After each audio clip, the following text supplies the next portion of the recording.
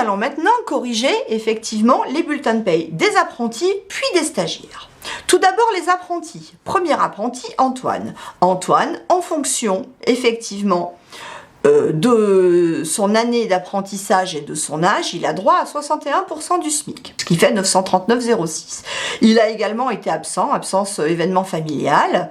Bon, ça ne change rien à son bulletin de paye, hein, l'absence événement familial, mais il faut quand même l'apporter dessus. Bien évidemment, comme tous les apprentis, Antoine ne paye aucune charge salariale. Il paye juste les tickets resto pour effectivement les 15 jours où il a été présent dans l'entreprise.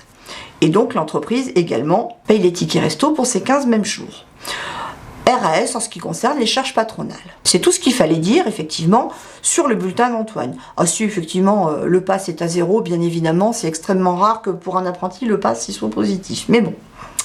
Deuxième apprenti, Chloé. Chloé, en fonction effectivement de son âge et de son année d'apprentissage, elle a droit à 53% du SMIC.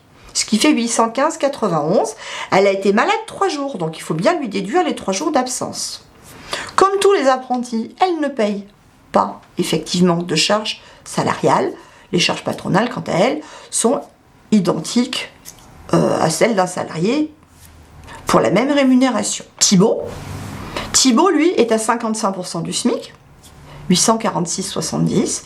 Il a été absent une semaine en congé payé, donc il faut bien porter ses congés payés. Le maintien est plus avantageux que la base dixième, donc c'est celui-ci que nous avons choisi. Et enfin Michaela. Michaela est à 100% du SMIC du fait de son âge et de son année d'apprentissage. Elle a été absente 2 jours en congé payé, donc il faut donc porter ces 2 jours sur le bulletin de paye. Elle est payée au maintien. Même si elle est au SMIC, elle ne paye pas de charges, bon, sauf toujours les tickets restaurants. Les charges patronales, quant à elles, sont équivalentes à celles d'autres salariés qui sont également au SMIC. Il n'y a donc rien de spécifique sur ces bulletins de salaire d'apprentis, mis à part effectivement l'absence totale de cotisation sociale salariale. Nous allons maintenant regarder les bulletins de paye des stagiaires, des différents stagiaires qui ont été effectivement calculés. Alors, elles ont été calculées comment ces gratifications, puisqu'il s'agit de gratification et non de salaire, en fonction d'un barème qui est prévu par l'entreprise. Par exemple, Lorraine, la première, elle a une gratification légale de 546, c'est-à-dire 140 heures multipliées par 3,90. Toutefois, au vu de son année d'études, l'entreprise a décidé de donner plus.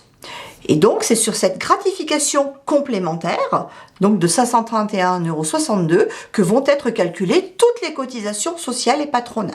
Alex est exactement dans le même cas, puisque lui aussi, on a choisi de lui donner une gratification complémentaire. Donc, c'est sur cette gratification complémentaire que vont porter les cotisations. Toujours le même cas pour Elisa. Et également, encore le même cas pour Quentin, même si pour celui-ci la gratification est vraiment minime, mais il n'empêche que dans ces cas-là, il faut quand même qu'il cotise dessus. Voilà, nous en avons fini avec ce cours et avec ces exercices sur les bulletins de paye spécifiques. Je vous remercie pour votre attention et à très bientôt pour un nouveau cours de droit social et de paye.